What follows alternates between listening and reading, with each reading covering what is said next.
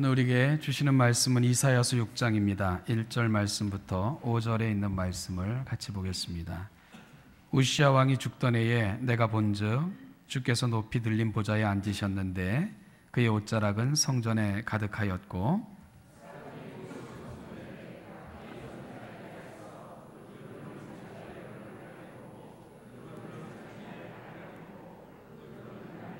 서로 불러 이르되 거룩하다 거룩하다 거룩하다 만군의 여호와여 그의 영광이 온 땅에 충만하도다 하더라.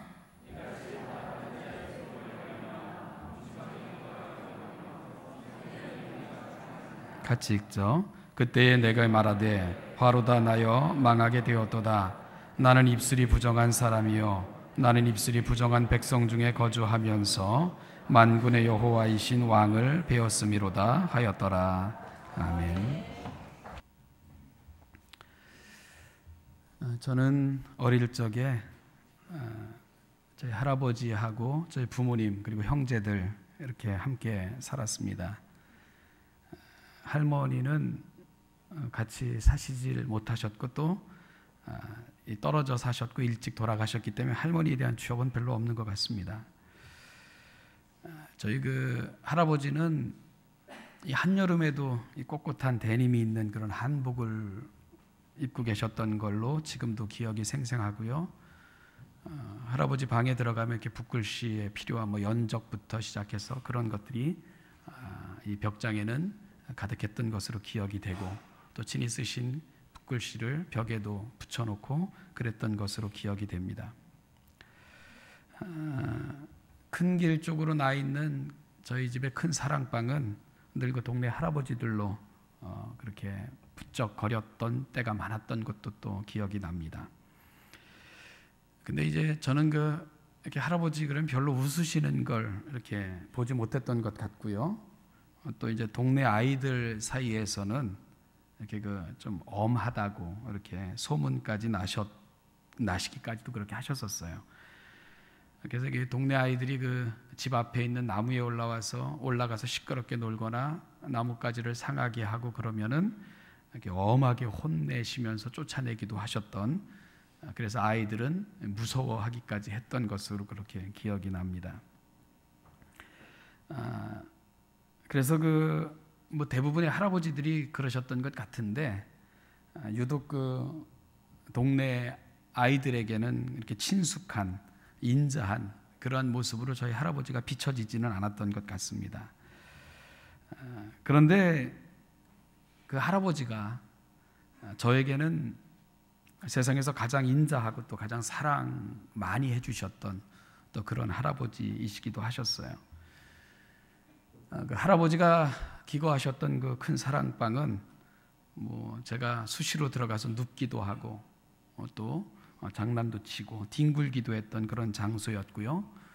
그래도 저는 전혀 불편하지 않았습니다. 그리고 할아버지 방에 이렇게 어머니나 아니면 방문했던 친척들이 들여놓으셨던 간식은 늘 내 차지가 되고는 했죠. 겨울에는 연시, 명절 때에 엿강정, 떡, 사탕 이런 것들은 늘 저에게 내어주시는 저의 간식거리였습니다. 할아버지는 늘 제가 들어가면 다락방에서 뭔가 이렇게 끄집어내가지고 항상 저에게 이렇게 주시고 먹이시기를 기뻐하셨던 것 같습니다. 할아버지는 그게 참 기쁨으로 여기시는 것 같이 그렇게 생각이 됐습니다. 그때는 이 철이 없던 국민학교 시절이었고요. 저는 초등학교를 나온 사람이 아니고 저는 국민학교를 나온 사람입니다. 그리고 이제 돌아가신 후에나 제가 알았죠. 그게 바로 사랑이었구나 하는 걸 알았고요. 또 말로 혹은 다정한 미소로 그렇게 확인해 주시지는 않았지만 물론 그랬다면 더 좋았을 텐데 당시 어른들은 그렇게 잘 표현을 못하셨던 것 같습니다. 그럼에도 불구하고요, 할아버지의 가슴에는 손자인 제가 늘 가슴 깊이 담겨져 있었던 것을 지금 생각해도 알 수 있을 것 같습니다. 제가 할아버지 임종할 때 곁에 있지 못했는데 마지막 숨을 거두시면서까지도 서울로 공부하러 온 저의 이름을 그렇게 부르시면서 보고 싶어 하셨다는 얘기를 듣고는요, 이 숨이 넘어갈 듯 그렇게 아팠던 적도 있습니다. 할아버지 그러면 그렇게 항상 제가 가슴에 담겨 있었다는 생각을 또 해봤습니다. 사람들은 잘 모르지요. 그분이 어떤 분이신지. 특히 어린 아이들이나 그분과 별로 교제가 없었던 사람들은 그분을 알 리가 없습니다. 근데 저는 그분을 압니다. 그분이 어떤 분이셨는지, 그분의 마음이 어떤 것이었는지, 그리고 나를 향한 그분의 그 마음과 그 사랑이 어땠는지 저는 알죠. 왜 그렇습니까? 저는 그분 앞에 많이 있어 봤기 때문입니다. 그분과 많은 얘기를 나눠봤기 때문입니다. 그분의 말씀을 직접 들었고요. 같은 공간 안에 많은 시간을 있어 봤고, 또 그분과 함께 많은 시간을 보내볼 수 있었기 때문에, 그러지 못한 사람들은 결코 알 수도 없고 느끼지도 못하고 경험하지도 못했던 것을 저는 볼 수 있었고 알 수 있었고 경험할 수 있었던 것입니다. 가까이 있어 보니까 보인 거죠. 가까이 가면 알 수 있는 것들이 있습니다. 또 그분 앞에 서면 볼 수 있는 것들이 있습니다. 무엇이 보입니까? 그분 자체가 보입니다. 그 깊은 마음과 뜻과 소원이 보입니다. 마찬가지 아니겠습니까? 하나님 앞에 서면 보이는 것들이 있는 것입니다. 그분 앞에 서보지 못하면 결코 볼 수 없는 것들, 느끼지 못하는 것들, 그리고 알 수 없는 것들이 있습니다. 하나님 앞에 서 봐야지만 내가 누군가를 바로 알 수 있다고 말씀을 드렸습니다. 하나님 앞에 서 봐야지만 인생이 보인다고 말씀을 드렸습니다. 하나님 앞에 서 봐야지만 부르심의 소망, 즉 내가 부름받고 존재하는 이유가 무엇인지를 볼 수 있다고 말씀을 드렸습니다. 그리고요, 또 보이는 것들이 있어요. 오늘 우리가 함께 나누고자 하는 이 말씀, 사실은 이것이 가장 중요한 것일 겁니다. 그래서 한번 좀 번거롭지만 좀 같이 한번 따라해 주시겠습니까? 하나님 앞에 서면 하나님이 보입니다. 아멘. 하나님 앞에 서면 하나님이 보입니다. 그 마음이 보이고요, 그 소원이 보이고, 그 기대하심이 비로소 보이기 시작을 합니다. 하나님 앞에 서지 않으면 결코 볼 수 없는 것들, 알 수 없는 것들입니다. 오늘 저는 다시 본문 이사야서 6장을 여러분과 함께 나누고 있습니다. 지난주에 저는 이사야가 부름 받았을 당시 그가 속해 있던 나라의 국내외적 정세를 간단하게 소개했었습니다. 국제적으로는 기존 국가와 신흥 국가 사이의 권력 충돌로 인하여 예측 불허의 상태로 국제 정세가 진행되고 있었고요. 국내적으로는 사회는 점차 문란해져 갔고, 그리고 또 위기는 점차 고조되어져 갔고, 바른 길을 제시해야 될 종교는 형식주의에 빠져서 타락의 길로 그렇게 점점 깊이 빠져들고 있었던 것이 국내외적으로 이사야 선지자가 속해 있었던 그 나라의 형편이라고 말씀을 드렸습니다. 그럴 때 이사야는 그 답답한 마음을 안고 성전을 찾았던 것이지요. 그리고 그곳에서 이사야는 놀라운 사실을 발견하게 됩니다. 바로 이상 중에 주께서 높이 들린 하늘의 보좌를 보게 된 것이지요. 그분은 높이 들린 보좌에 앉아 계셨는데 그의 옷자락은 성전에 가득하였고요, 각기 6날개가 있는 스랍들이 그분을 모셔 서 있었습니다. 그 스랍들은 날개 2개로는 자기 얼굴을 가리었고요, 그 영광스러운 하나님을 감히 쳐다보지 못했던 것입니다. 둘로는 자기의 발을 가리웠고 그 하나님 앞에서 그 초라한 모습을 감춘 거죠. 죄 있는 모습으로는 하나님 앞에 설 수 없는 것을 상징하는 것일 것입니다. 그리고 둘로는 날면서 서로를 향해 이렇게 외치고 있었습니다. 거룩하다, 거룩하다, 거룩하다 만군의 여호와여, 그의 영광이 온 땅에 충만하도다. 여러분, 이 광경을 우리가 한번 좀 이렇게 묵상하며 좀 상상의 나래를 좀 펴봤으면 좋겠습니다. 성전에 도착한 이사야는 지금 어디를 보고 있지요? 하나님의 보좌를 보고 있습니다. 즉 위를 바라보고 있습니다. 그의 눈은 그 영화로우신 천사들도 바로 바라볼 수 없는 그 찬란한 하나님의 보좌가 있는 그 영광스러운 하늘을 향하고 있습니다. 그는 찬란한 그 하늘의 영광에 넋이 나가 있는 것입니다. 아마 예수님의 제자들 같았으면 여기가 좋사오니 초막을 짓고 여기 살았으면 좋겠습니다. 이렇게도 말함직한 그런 놀라운 광경이 펼쳐지고 있었던 것입니다. 그런데요, 여러분, 하늘의 광경, 그 이사야가 바라봤던 하늘의 광경은 전혀 다르게 펼쳐지고 있는 것을 우리가 볼 수 있어야 됩니다. 이사야의 모습과는 다릅니다. 천사들의 노래가 어디로 향하고 있는가를 우리가 주목해야 된다는 것입니다. 여러분, 그렇습니다. 천사들은 하나님의 거룩한 영광을 보면서 송축하고는 이어서 그들의 눈은 땅을 향하고 있는 것을 바라볼 수 있어야 됩니다. 그래서 그 천사들은 거룩하다, 거룩하다, 거룩하다, 영광의 하나님, 영광의 주여, 그리고 나서는 그 하나님의 시선이 어디를 향하고 있는 것을 노래하고 있습니다. 그의 영광이 온 땅에 충만하도다. 예. 영광이 하늘에 충만한 것이 아닙니다. 그 영광이 온 땅에 충만한 것, 그의 옷자락은 성전을 덮고 있는 것, 즉 하나님은 이 땅을 통치하시는 분, 그의 눈은 이 땅을 향하고 있다는 것을 천사들의 노래를 통해서 이사야는 확인받을 수 있었던 것입니다. 하나님은 오히려 이 세상을 바라보고 계신 것입니다. 하나님의 영광은 하늘나라가 아닌 이 세상에 충만히 임하고 있었던 것입니다. 그리고 이사야를 부르시면서 하나님은 그 영광의 나라로 올라오라고 이사야를 초청하신 것이 아니고 또다시 그분의 시선이 있는 세상으로 가라고 명령하고 계신 것도 우리가 주목할 수 있어야 됩니다. 여러분, 이것이 교회입니다.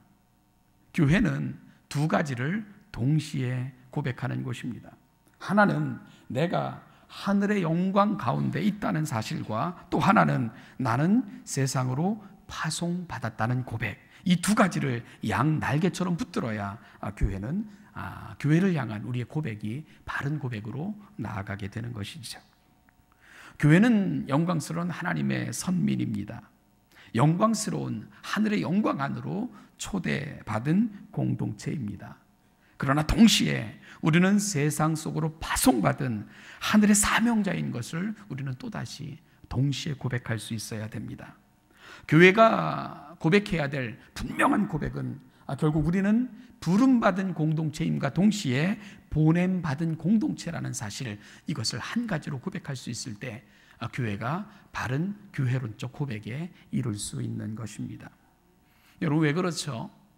바로 오늘 이사야서 6장이 그 답을 보여주고 있는 것입니다. 바로 그 답을 이사야서 6장에서 찾을 수가 있습니다. 이사야를 영광스러운 하늘의 보좌 앞으로 인도하신 하나님은 그에게 동시에 하나님의 시선이 어디를 향하고 있는가, 어디로 가고 있는가를 보여주고 계시기 때문입니다. 결국 교회는 어떤 사람들의 모임이죠? 그래요, 하늘의 영광에 참여한 사람들이에요. 하나님 앞에서 그 존재와 영광스러운 은혜를 경험한 하늘의 사람들입니다. 하늘에 속한 자들, 바로 그들이 교회입니다. 그런데요, 이 하늘에 속한 자들을 향해서 성경은 또다시 묻고 있는 것이 있습니다. 그러면 하늘에 속해 있는 교회는 어떻게 살아야 되는가 하는 문제입니다. 하늘의 영광에 취하여 하늘의 영광만을 소망하며 하늘의 영광만을 목적하며 이 세상을 떠난 날만을 기다리면서 정말 이 세상과 격리한 채, 이 세상에는 관심을 두지 않은 채 우리가 그렇게 살다가 그렇게 하늘의 영광에 참여하기만 하면 되는가? 성경은 그렇게 말하고 있지 않다는 것입니다. 교회는 하나님과 눈높이를 맞출 수 있어야 됩니다. 하나님의 시선이 어디에 머무는가, 그 지점을 놓치지 말아야 됩니다. 교회의 비전은 막연한 소망이나 바램이 아닙니다. 그냥 교회가 이렇게 갔으면 좋겠다, 이런 교회였으면 좋겠다, 여러분, 그건 비전이라고 말할 수 없는 것입니다. 교회의 비전은 하나님의 꿈입니다. 교회의 비전은 하나님의 기대입니다. 교회의 비전은 하나님의 계획입니다. 그것이 바로 교회의 비전이어야 됩니다. 교회의 비전은 철저하게 하나님의 시선, 그분의 꿈, 그분의 소망, 그분의 계획이 어디로 가고 있는가를 부지런히 살펴 거기에 우리의 눈높이를 맞출 때 교회의 비전은 바르게 생겨나는 것입니다. 교회가 교회의 사명에 대한 분명한 고백을 갖고 그리고 그렇게 바뀌어져 갈 때 우리는 알게 되는 것입니다. 하나님은 그 시선을 우리가 살고 있는 이 세상에 고정하고 계신다는 사실을 우리가 알게 되는 것입니다.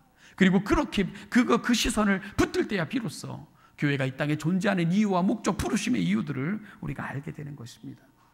그리고 우리도 역시 그 하나님의 시선이 머무는 곳을 바라보게 될 것이고 그 마음을 품을 수 있게 될 것이고 그 하나님의 시선이 머무는 곳을 바라보기를 바라는 간절한 열망도 우리가 안게 될 것입니다. 여러분, 하나님 앞에 서면 보이는 것입니다. 하나님 앞에 설 때만 알 수 있는 것이지요. 그러면 왜 하나님의 시선은 이 땅을 향하고 계신 것일까? 왜 하나님은 이 땅을 향해서 그 시선을 고정하고 계신 것일까? 저는 그 이유를 너무나도 잘 보여주는 본문이 바로 출애굽기 3장이라고 생각을 합니다. 출애굽기 3장 하면 모세가 부르심을 받은 장면인데요. 모세는 하나님의 산 호렙에서 하나님의 음성을 듣게 됩니다. 하나님이 자신을 아브라함과 이삭과 야곱의 하나님, 너희 조상의 하나님이라고 소개하시면서 모세 앞으로 다가오셨습니다. 그럴 때 자신에게 찾아오신 그분이 하나님이시라는 것을 알고는 이 스랍들이 두 날개로 얼굴을 가린 것처럼 모세도 손으로 자기 얼굴을 가리게 됩니다. 두려움으로 얼굴을 가리게 됩니다. 영광스러운 하나님의 얼굴을 배웠기 때문입니다. 그러자 그 모세에게 하나님은 자신을 소개하신 후에 이렇게 하나님의 계획을 모세에게 밝혀주셨습니다. 출애굽기 3장 7절 8절을 보니까 여호와께서 이르시되 내가 애굽에 있는 내 백성의 고통을 분명히 보고 그들이 그들의 감독자로 말미암아 부르짖음을 듣고 그 근심을 알고 내가 내려가서 그들을 애굽인의 손에서 건져내고 그들을 그 땅에서 인도하여 아름답고 광대한 땅, 젖과 꿀이 흐르는 땅, 곧 가나안 족속, 헷 족속, 아모리 족속, 브리스 족속, 히위 족속, 여부스 족속의 지방에 데려가려 하노라, 이렇게 말씀을 하셨습니다. 여러분, 모세를 찾아오신 하나님, 당신을 소개하셨습니다.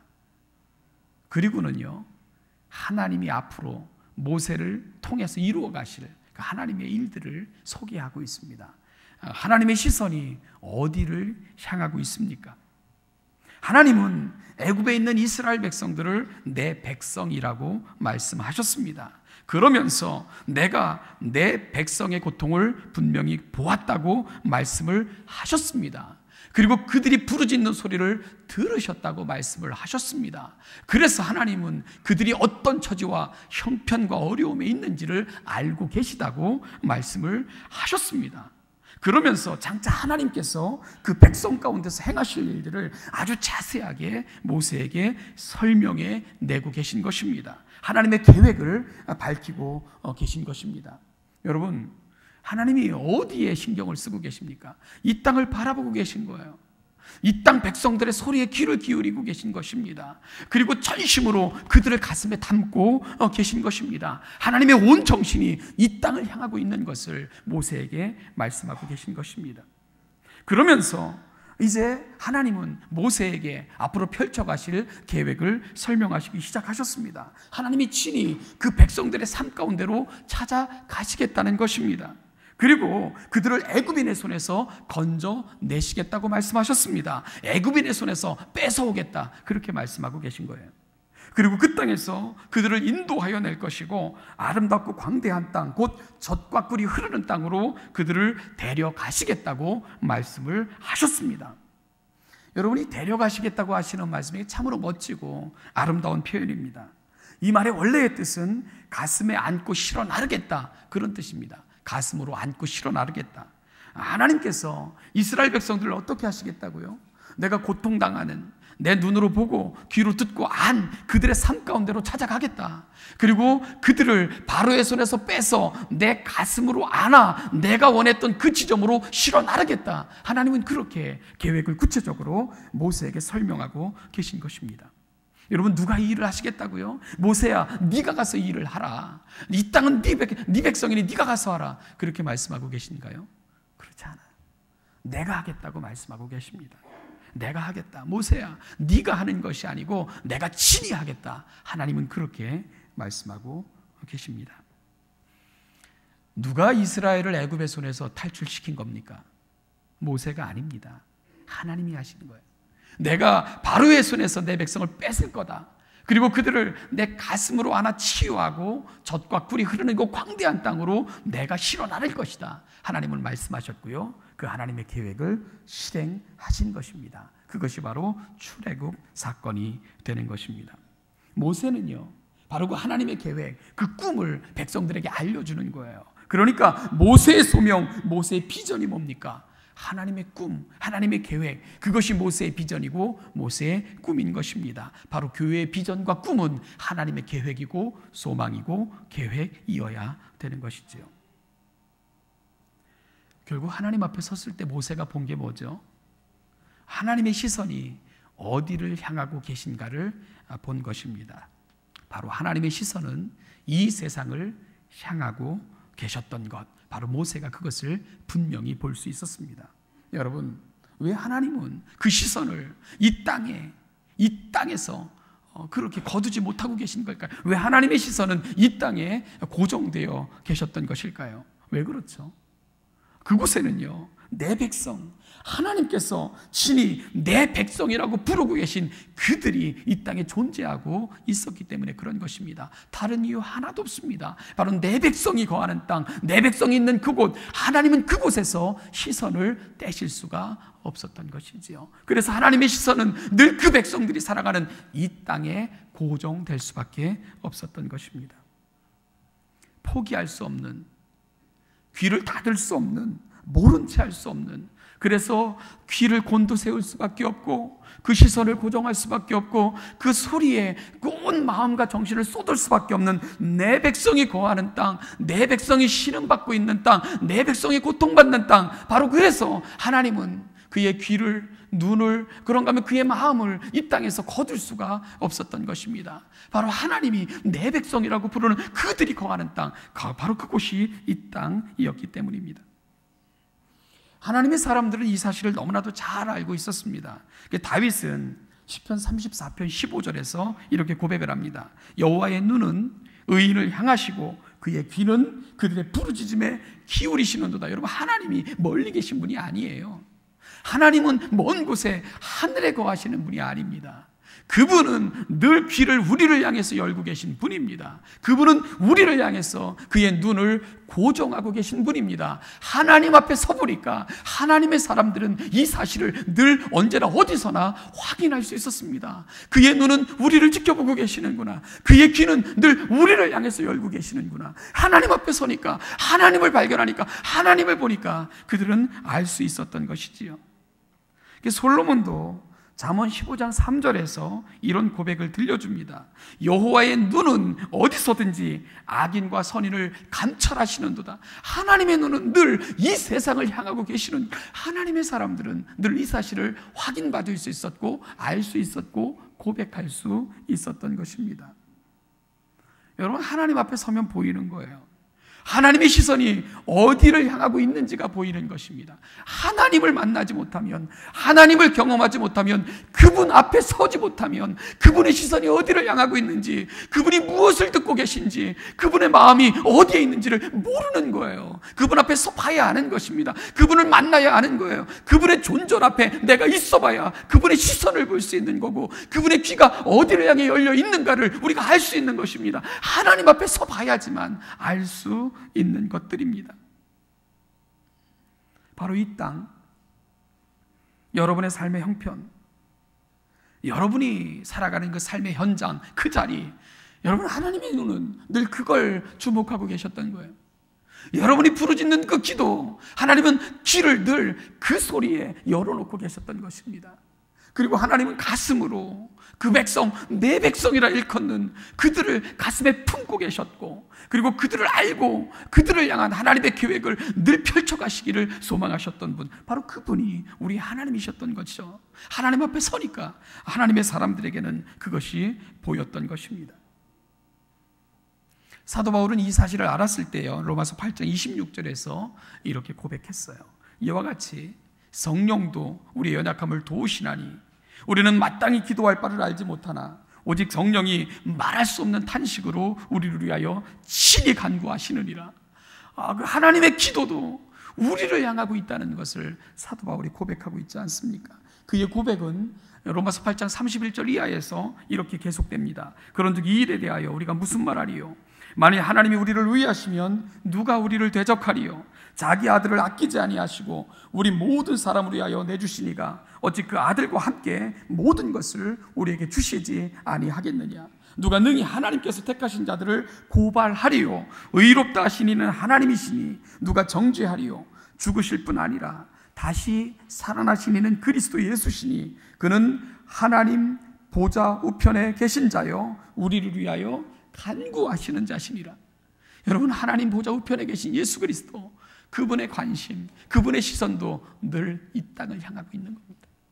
성령님의 생각도 늘 이 땅을 향하고 있고요, 하나님도 이 땅에서 그분의 시선과 귀를 닫고 거두지 못하시는 분으로 성경은 끊임없이 우리에게 가르쳐 주고 있습니다. 사랑하는 신천교 성도 여러분, 하나님 앞에 서보시기를 축복합니다. 여러분, 그러면 알게 될 거예요. 내 사정은 그분 앞에서 결코 감추어질 수 없다는 것을 알게 되실 것입니다.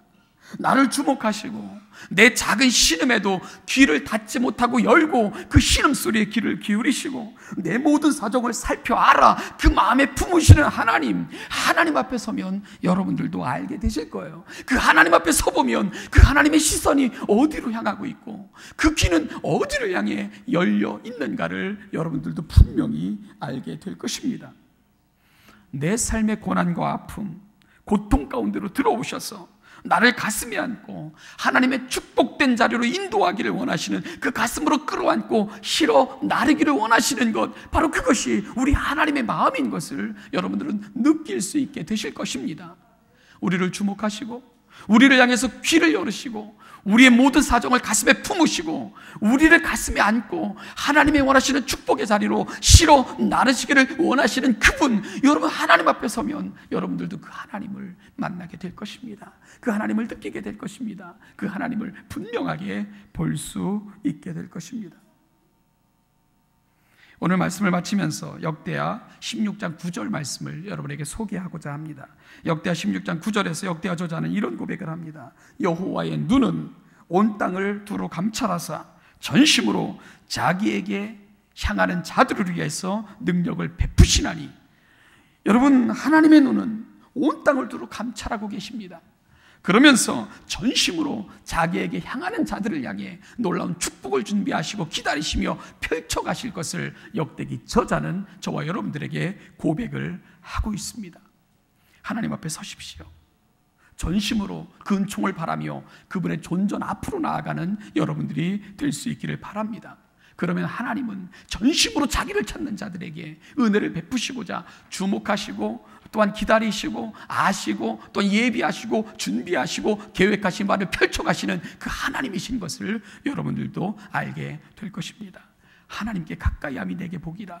바로 그 고백이 여러분들의 고백이 되셔서 오늘 그 하나님의 존전 앞에 서셔서 그 하나님의 은혜와 은총을 날마다 누리며 그 축복된 자리로 실어 나르시기를 원하시는 하나님의 기대를 날마다 받고 경험하고 살아가시는 우리 신천의 모든 성도들 다 되시기를 주님의 이름으로 축복합니다. 기도하겠습니다.